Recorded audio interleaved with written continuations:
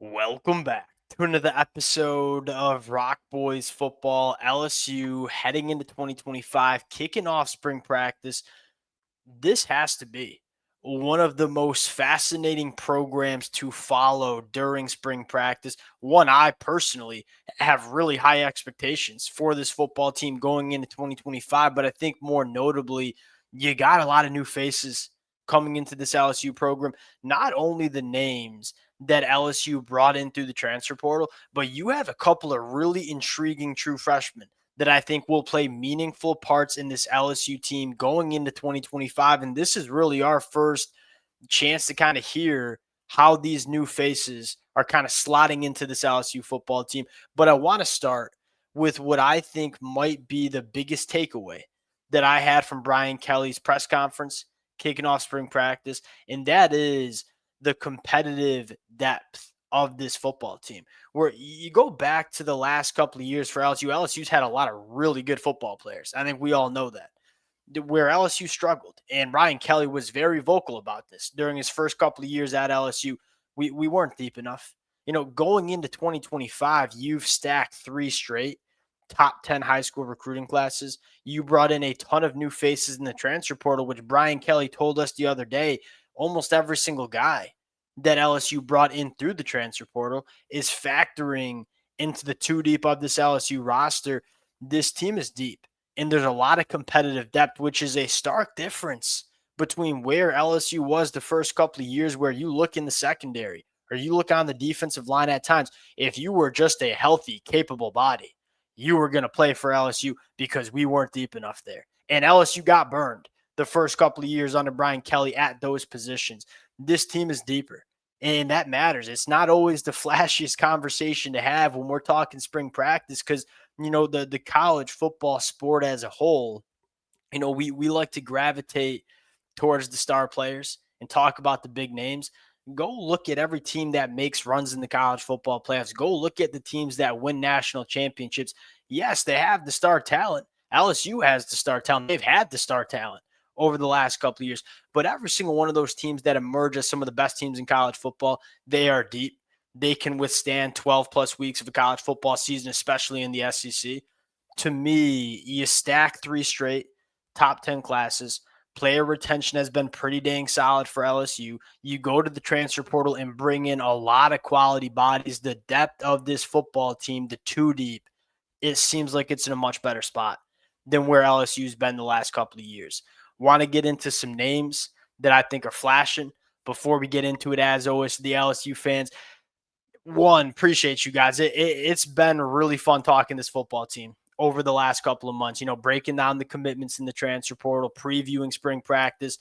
The amount of support y'all have shown has been amazing. Can't thank you guys enough. If y'all do enjoy the content, consider subscribing to the channel. Much more importantly, let it fly in the comment section in terms of the names you've seen coming out of spring practice that intrigue you the most. Those are the names that we're going to be talking about over the next couple of weeks. Without further ado, let's get into it. Now, we talked a little bit about competitive depth. That's kind of how I wanted to start this episode. Let's talk about the freshmen that are going to play. And let's start with the biggest question mark that we have about this LSU offense. We got a lot of trust in Gary Nussmeier. We got a lot of trust in the weapons around him. It's significantly better than it was in 2024. Can the offensive line reload? And I don't think we're going to get up here and bang the table that LSU has the best offensive line in the SEC, but can it be solid? And one of the reasons, at least in my opinion, to believe that it can be solid is I think you got a really good coach in Brad Davis. And then secondly, there's a lot of blue chip talent. And yeah, you lose a lot of NFL bodies, guys like Emery and guys like Will Campbell, but you've recruited the position pretty well. You've used the transfer portal to supplement it as well. The freshmen that are standing out, it starts with Carius Curne, who, when he committed to LSU, a lot of people thought he was going to be on the interior offensive line, which might be his best position. This is a guy that you go back to the high school film. He's got not only year one physicality, he's got tackle athleticism. And he might not necessarily always look like a tackle. Maybe he looks a little bit more like a guard. But in terms of the athlete that we saw in the high school film, this kid's a tackle, and it sounds like he's going to be competing to maybe grab one of those starting spots at tackle going into the 2025 year. And if that's the case, you start feeling really good. I think Carius Curne was a hit. I mean, I think he's going to be a first-round NFL draft pick in the next couple of years. Can he be good enough in 2025 to answer some of those questions for LSU on the offensive line? That's the name that I'm probably most intrigued by as we start putting on the pads and as we start ramping up the competition and physicality of the spring practice. Does Carius Curne hold up? And can he be a guy that LSU can play in 2025? The other two names that I think you got to monitor are probably DJ Pickett and Charles Ross. Charles Ross, fascinating. Working at the star position, it sounds like. This is a guy that runs a 10.4 in the 100-meter dash. He burns. He's one of the fastest prospects at 6'1", 200-plus pounds coming on that 2025 class. That star position is unique where you need to have the size and physicality to support the run, but you also have to be a good enough athlete. Match up in man coverage, drop back in zone.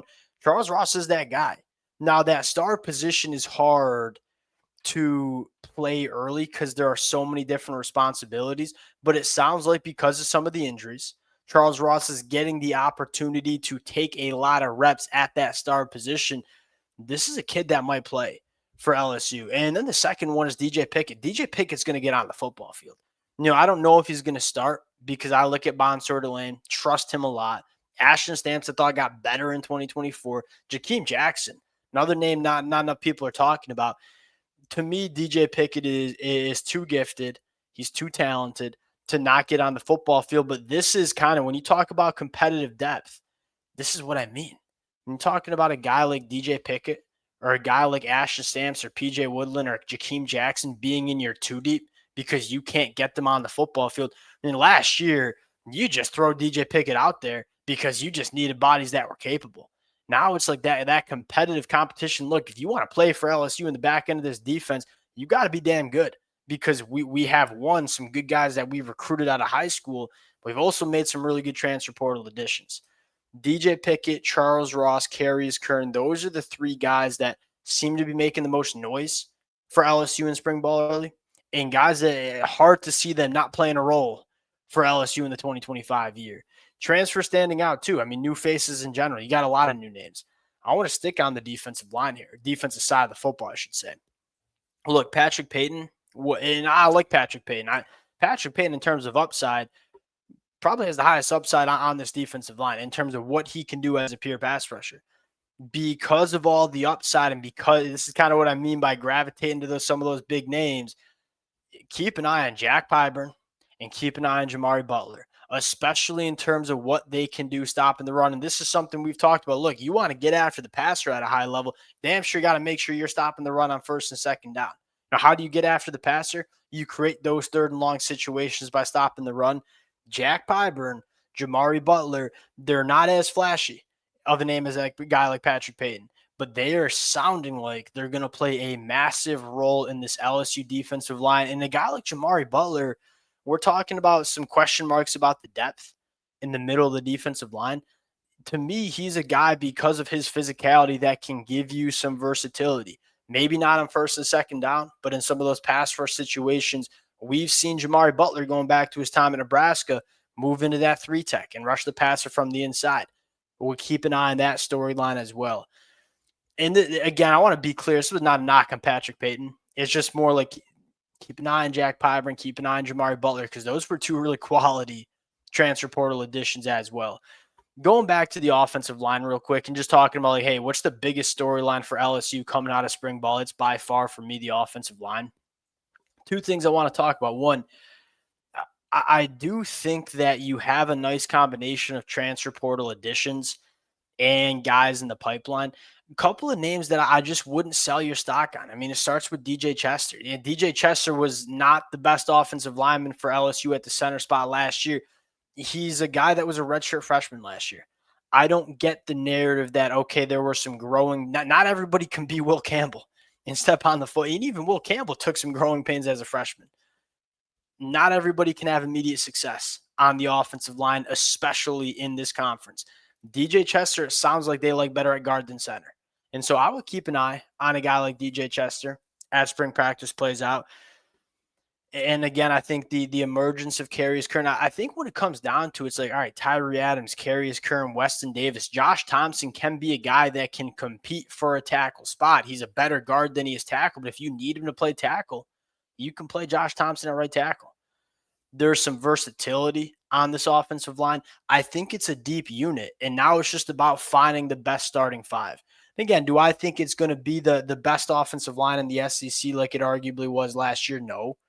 But I do think that it can be a solid unit because you've recruited and developed this position quite well. Last storyline that I think is really big, not only for spring ball, but just in general for LSU in the 2025 year, what's the run game look like? What's one of the best ways to protect an offensive line and pass protection? Run the football better. You know, LSU didn't really stick to the run game all that much in 2024. And I think it was largely, hey, we got a lot of confidence in our offensive line to hold up in pass protection. So we didn't feel the need to run the football as much.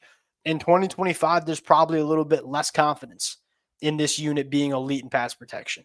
Well, you got what could be not only one of the best running back rooms, one of the better individual running backs in the country in Caden Durham, who I was surprised played as much as he did, more just because of what he was coming out of high school as a smaller running back that was a burner. He put on a lot of weight, ran the football with some nice physicality.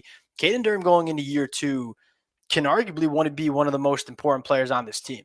Because if you can get that run game going, take a little pressure off this offensive line and pass pro, it's a really big storyline for LSU during spring practice. And I think Caden Durham can be that kind of guy for LSU in the 2025 year. Question marks? No doubt there are some, but there's also a lot of potential answers that we're going to find out in spring practice. And guess what? If LSU feels the need that they need to address some of these positions in the transfer portal, they will. Brian Kelly just showed us that over the last couple of months. Appreciate you guys rocking with it.